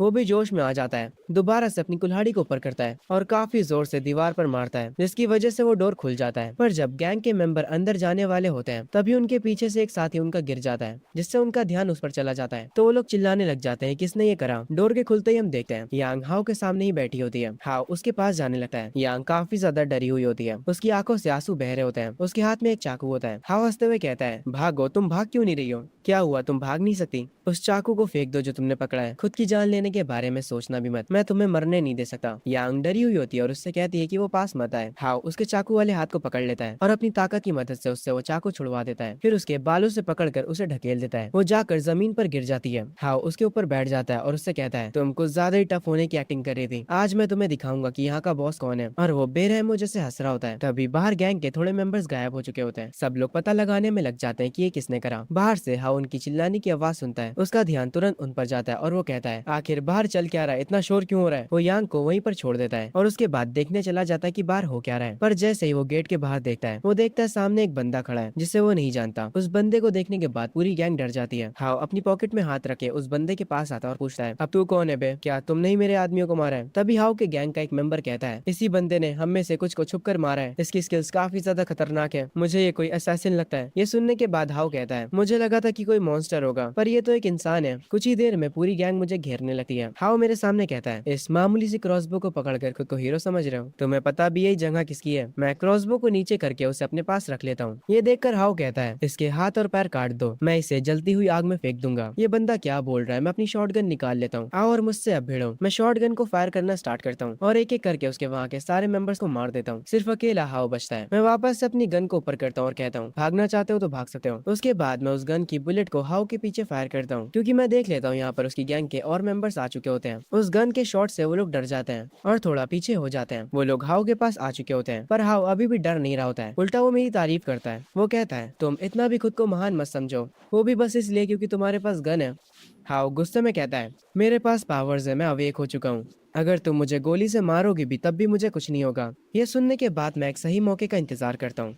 हाओ की पूरी गैंग उसे मोटिवेट कर रही होती है ताकि वो मुझे मार दे, पर जैसे ही हाओ आगे बढ़ता है, मैं उसके एक हाथ पर और उसके एक पैर पर गोली मार देता हूँ। उसके बाद सिचुएशन पूरी बदल जाती है। वो लड़खड़ा कर गिर जाता है। मैं अपनी गन को वापस से रिलोड करता हूँ। उसके तुरंत बाद हाओ अपनी जान की भीख मांगने लगता है। वो मुझे कहता है कि उसके पास पैसे हैं और वो मुझे पूरा स्टेडियम दे देगा अगर मैं उसे छोड़ देता हूँ तो। मैं कहता हूँ, तुम ताकतवर तो हो पर बेवकूफ भी। हाओ अब पूरी तरह से डर चुका होता है। मैं ये कहने के तुरंत बाद हाओ के ऊपर बार बार फायर करता जाता हूँ और उसकी गैंग मेंबर्स के ऊपर भी। मैं उनसे कहता हूँ, जिसमें भी हिम्मत है अब वो सामने आए, पर वो सारे के सारे डर के मारे अपने हथियार फेंक देते हैं और मेरे आगे सरेंडर कर लेते हैं और मेरे सामने अपनी जान की भीख मांगते हैं। मैं उन्हें वहीं पर छोड़कर वहां से निकल जाता हूँ और इक्विपमेंट रूम की तरफ जाने लगता हूँ। वहां पर मैं यांग को बैठा देखता हूँ जो कि काफी ज्यादा डरी हुई होती है। वो मुझसे पीछे रहने को कहती है। मैं उससे कहता हूँ, ये मैं हूँ। उसके बाद मैं उसे जैकेट देता हूँ। यांग पूछती है, तुम हो कौन? मैं उसे उठाते हुए कहता हूँ, ये बात करने की जगह नहीं है, मेरे साथ आओ। मैं उसे बाहर ले जाता हूँ। उसके बाद अपनी बाइक को वापस से बाहर निकालता हूँ, जिसे देखकर वो शौक हो जाती है कि ये बाइक कहाँ से आई। मैं उसे हेलमेट देता हूँ और कहता हूँ, पीछे बैठ जाओ। वो जैसे ही बाइक पर बैठती है, मैं उससे कहता हूँ, मैं पहले ही तुम्हें बता दूं, मैं तुम्हें इसलिए बचा रहा हूँ क्योंकि तुमने मेरी मदद करी थी। मैं हमेशा उन लोगों के एहसान चुका देता हूँ जो मेरी मदद करते हैं। यांग काफी कंफ्यूज होती है और कहती है, मैंने तुम्हारी मदद कब करी थी? मुझे तो याद नहीं। मैं उससे कहता हूँ कि ये अभी इंपॉर्टेंट नहीं है, मेरे लिए सिर्फ एक ही चीज जरूरी है, मुझे यूजलेस लोग नहीं पसंद है। तो जैसे ही मैं तुम्हें अपने घर लेकर जाऊंगा, तुम्हारी जिंदगी मेरी हो जाएगी। अगर तुम्हें कुछ दिखाई देता या फिर सुनाई, फिर भी तुम अपना मुंह बंद रखोगी और जैसा मैं कहूंगा वैसा करोगी। क्या तुम ये सब कर सकती हो? यांग कहती है, जब तक मैं जिंदा रह सकती हूँ तब तक मैं करूंगी कुछ भी, जो भी तुम कहोगे।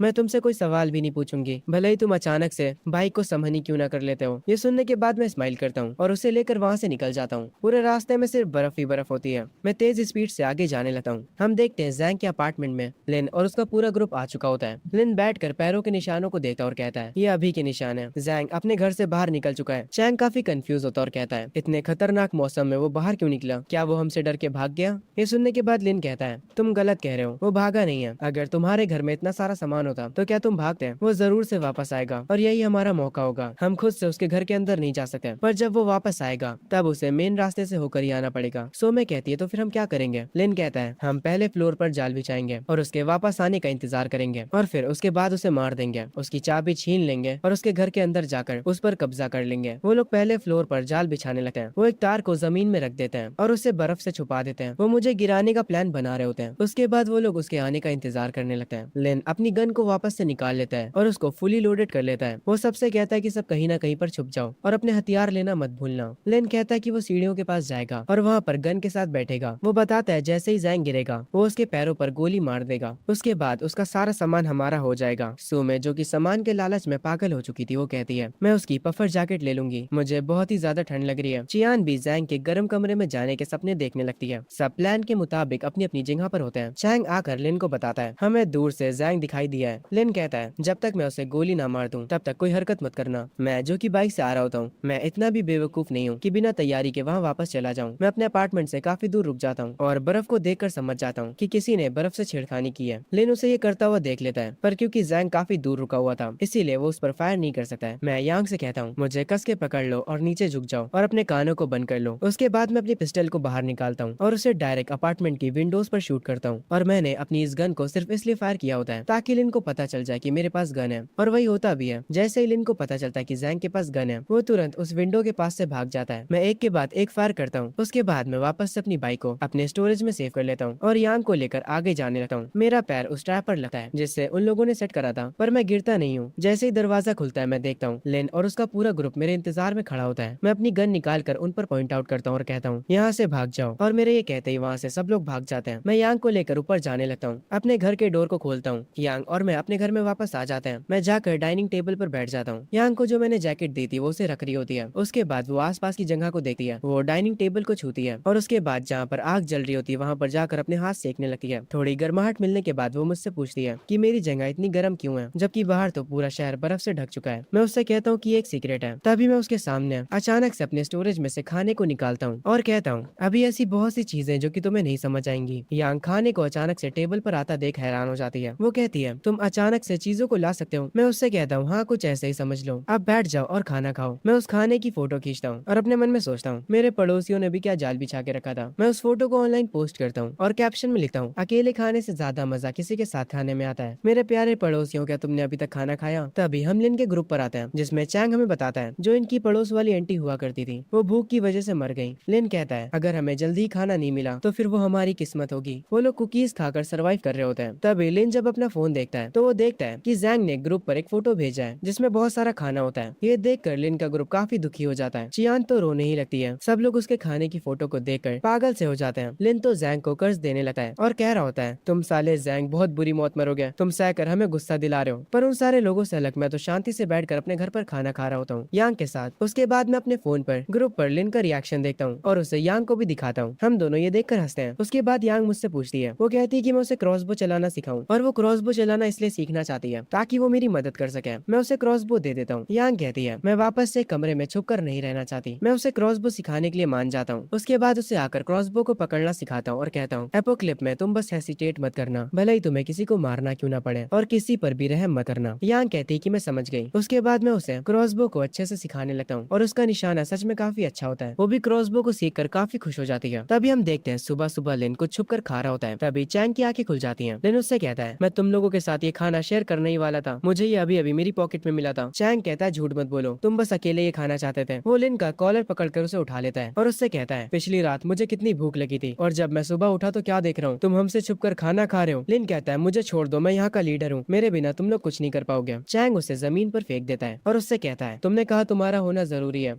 तुम जैंग का दरवाजा भी नहीं खुलवा पाए और तुम्हारे जाल भी काम नहीं करे उस पर, तुम्हारी वजह से हम भूखे ही मरेंगे। जो खाना लिन के पास होता है वो लिन से छीन कर चैंग खाने लगता है और उसके बाद वो लिन को मारने लगता है और उसे यूजलेस कहता है। वो उस पर काफी गुस्सा करता है। चैंग गुस्से में सुमे से कहता है आज किसी को भी खाना नहीं मिलेगा, तुम और तुम्हारी बेटी यहाँ से निकल जाओ। लिन उठता है और कहता है चैंग तुम अब कुछ ज्यादा ही कर रहे हो, तुम भूल रहे हो कि मेरे पास अभी भी गन है। चैंग आकर कहता है ओह तो ऐसी बात है, तो मुझे बताओ तुम्हारी गन में कितनी बुलेट बची है, तुम्हारे पास गन होनी ही नहीं चाहिए, वो मुझे दे दो। जब चैंग लिन से गन छीन रहा होता है तभी लिन चैन के ऊपर फायर कर देता है जिसकी वजह से वो काफी दूर जाकर गिरता है, पर वो मरता नहीं है बल्कि उसकी बॉडी पूरी पत्थर की बन जाती है, जिसे देखकर वो काफी ज्यादा खुश हो जाता है क्योंकि उसको अपनी बॉडी में ताकत फील हो रही होती है। उसने अपनी पावर को अवेक कर लिया होता है। लिन चैंग को ऐसा देखकर घबरा जाता है। वो उससे कहता है तुम तो एक मॉन्स्टर में बदल चुके हो। वो दोबारा से चैंग पर फायर करता है और एक बार नहीं बल्कि बार बार करता है, पर उन बुलेट्स का चैंग पर कोई भी असर नहीं पड़ता। वो पत्थर की तरह मजबूत हो चुका होता है जिसे देखकर सुमे और चियान दोनों ही शौक हो जाती है। वो उसे डेमन और मॉन्स्टर कहने लगती है। लिन बहुत बहुत ही ज्यादा घबरा जाता है। वो इतना ज्यादा डर जाता है कि उसके हाथ से गन छूट जाती है और वो नीचे गिर जाती है। चैंग आकर लिन को गले से पकड़कर उसे ऊपर उठाता है और कहता है, लिन तुम्हारा टाइम अब आ चुका है, अब से मैं ही यहाँ का शैतान हूँ। वो लिन को नीचे फेंक देता है। उसके बाद हम देखते हैं वो वापस से इंसान में ट्रांसफर हो चुका होता है। चियान उसके पैर दबा रही होती है पर वो उसे लात मार देता है। वो उन सबको यूजलेस बोलता है और उनसे कहता है, मुझे खाना चाहिए, मेरे लिए खाना लेकर आओ। अगर तुम मेरे लिए खाना लेकर नहीं आते हो तो मैं तुम्हें बाहर बर्फ में फेंक दूंगा। लिन वापस से उठता है और चैंग को अपना बॉस कहता है और कहता है, बॉस चियांग, हम जैंग के डोर को किसी भी तरीके से नहीं खोल सकते हैं, पर हम दीवार को तो तोड़ ही सकते हैं। वो तो नॉर्मल सीमेंट की है, अगर हम दीवार को तोड़ देते हैं तो हम डायरेक्ट उसके घर में घुस सकते हैं। ये सुनने के बाद चैंग खुश हो जाता है और कहता है, ये तो काफी बढ़िया आइडिया है। लिन भी मुस्कुराते हुए कहता है, जब हम उसके घर में घुस जाएंगे तो उसका सारा सामान आपका होगा बॉस चैंग। चैंग लिन से कहता है, जाओ और बाकी के पड़ोसियों को भी लेकर आओ, हम सब मिलकर आज जैंग पर अटैक करेंगे। थोड़ी देर बाद हम देखते हैं सारे पड़ोसी वहाँ पर आ जाते हैं और इस बार डोर की बजाय वहाँ की दीवार को तोड़ने लगते हैं। पर जब उनसे कुछ नहीं हो पाता तो चैंग उन्हें पीछे कर देता है और कहता है, मैं तुम्हें दिखाता हूँ कि दीवार को कैसे तोड़ा जाता है। वो अपने हाथ को उठाता है और जोर से दीवार पर पंच मारता है और वो दीवार काफी तेजी से टूटने लगती है। लिन पीछे खड़ा होकर कहता है, अगर हमारे साथ चैंग बॉस है तो दीवार कुछ ही दिनों में टूट जाएगी। दीवार के टूटने की वजह से जैंग के घर के अंदर पानी का गिलास हिलता है। वो तुरंत स्क्रीन पर देखता है। यांग कहती है, जैंग वो लोग तो दीवार को तोड़ रहे हैं, ये ज्यादा समय तक नहीं चल पाएगा। मैं यांग को बताता हूँ, शायद से चैंग ने भी अपनी पावर को अवेक कर लिया है, इसीलिए वो इतना ज्यादा जोश में आ चुका है। अगर उन्हें मरने की इतनी ही जल्दी है तो चलो उनकी मदद करते हैं। तुम जाकर गेट को गार्ड करो, मेरे पास कुछ आइडियाज हैं जो कि मुझे कुछ दिन पहले ही आए थे। चलो उन आइडियाज को इस बड़े बंदे पर ट्राई करते हैं। बाहर पड़ोसी थक कर बैठ जाते हैं। लिन उन्हें रॉड दिखाते हुए कहता है, चलो उठो, वापस से काम पे लग जाओ, अगर कोई भी रुकता है तो उसे आज खाना नहीं मिलेगा। चैंग अपने हाथों को वापस से पत्थर में बदल देता है और उनसे कहता है, ओए तुम लूजर, जरा मुझे देखो। वो वापस से दीवार पर पंच मारता है और उसकी ताकत से दीवार टूटने लगती है। जैंग की वॉल पर लगी हुई पेंटिंग गिरने लगती है। यांग अंदर से कहती है, ऐसा लगता है कि दीवारें जल्दी ही गिर जाएंगी, क्या हमें बाहर जाकर उन पर पहले हमला कर देना चाहिए? मैं यांग से कहता हूँ, अभी हमें चैंग की पूरी पावर नहीं पता है, गन्स और क्रॉसबो उसके डिफेंस को नहीं तोड़ सकती। मैं कभी अपनी पावर को पूरी तरह से समझा ही नहीं था। ये बात तो मुझे कुछ समय पहले ही पता चली थी। मेरी पावर सिर्फ स्टोरेज की नहीं है, बल्कि वो एक ब्लैक होल जैसे स्पेस को क्रिएट करती है और जो भी चीज उसके अंदर जाती है वो कट हो जाती है बीच से। अगर मैं इसी चीज को इस्तेमाल करूँ तो मैं चैंग के डिफेंस को तोड़ सकता हूँ। मैं इसे अपना स्पेशल अटैक कहूंगा। बाहर से चैंग दीवार को तोड़ने में लग जाता है। वो एक के बाद एक पंचेस दीवार पर मारे जा रहा होता है। तभी दीवार टूट जाती है। लिन अंदर झाँक कर देखता है। चैंग लिन को साइड करता है और हंस रहा होता है। वो जैंग से चिल्लाकर कहता है, जैंग इधर आओ और अपने घुटनों पर बैठकर मुझसे माफी मांगो। यांग काफी घबरा जाती है पर मैं उन लोगों से कहता हूँ, क्या तुम लोग अंदर आकर मरना चाहते हो तो अच्छे से दीवार को तोड़ो और अंदर आओ। जैंग पूरा पत्थर का बनके पूरी दीवार को तोड़ने लगता है। उसके बाद वो वापस से नॉर्मल ह्यूमन बन जाता है। वो सबसे कहता है, आओ चलो अंदर चले। पर वो अपने मन में कह रहा होता है, मैं जैंग को अपनी दूसरी पावर नहीं दिखा सकता जो मुझे मिली है। जैंग अपने हाथों में एक तलवार पकड़े होता है जिसे देखकर चैंग हंसने लगता है और कहता है, तुम इस जंग लगी तलवार से मेरा क्या बिगाड़ लोगे? मुझ पर तो बुलेट्स का भी कोई असर नहीं होता। आओ और मुझ पर अटैक करो। मैं काफी ज्यादा फोकस हो जाता हूँ और जैसे ही चैंग मेरे पास आता है मैं अपनी स्वार्ड से एक स्लैश करता हूँ जिसकी वजह से वो चैंग दूर जाकर बाहर गिरता है। मेरा वो अटैक उसके सीने पर लगा होता है। लिन ये देखकर हैरान हो जाता है। वो कहता है, ये तो स्वार्ड एनर्जी है। मैं उन लोगों से कहता हूँ, शुक्र मनाओ तुम लोग कि मुझे अभी तक ये स्वार्ड सही से चलानी आई नहीं है, वरना अब तक तुम्हारा सर बचता ही ना। बाकी के पड़ोसी चैंग को उठाते हैं। चैंग के मुंह से खून आ चुका होता है। वो कहता है, जैंग कोई पक्का जादूगर है। सारे लोग उससे डरने लगते हैं। लिन रुकता है और एक पत्थर को उठाते हुए कहता है, स्वार्ड एनर्जी जैसे कल्टीवेशन मानवाज में होती है, ये वैसी नहीं है। इस कट को देखो जो कि इस पत्थर पर लगा है। ये कट फिजिकल फोर्स से तो नहीं हो सकता। आगे ये लोग चैंग को रूम में ले जाते हैं। सुमे उसकी मरहम पट्टी करती है पर चैंग सुमे का हाथ हटा देता है और उससे दूर रहने के लिए कहता है। चैंग उठता है और कहता है, लिन अब हमारा अगला प्लान क्या होगा? हम क्या करें बताओ? लिन कुछ सोचने लगता है और उन लोगों से कहता है, जरा सोचो, उसके पास स्नो बाइक है और इतना खाना है जो कि कभी खत्म ही नहीं होता और ऐसे अटैक्स जो कि तुम्हारे डिफेंस को तोड़ सकते हैं। वो अपने पास से सामान को कभी भी निकाल सकता है। क्या उसके पास स्पेशल पावर है? ये सुनने के बाद सुमे कहती है, वो क्या होता है? लिन कहता है, बेसिकली उसके पास अनलिमिटेड स्टोरेज है। अगर हम उसे मार देते हैं तो हम सब कुछ खो देंगे, इसीलिए हमें उसे जिंदा रखना पड़ेगा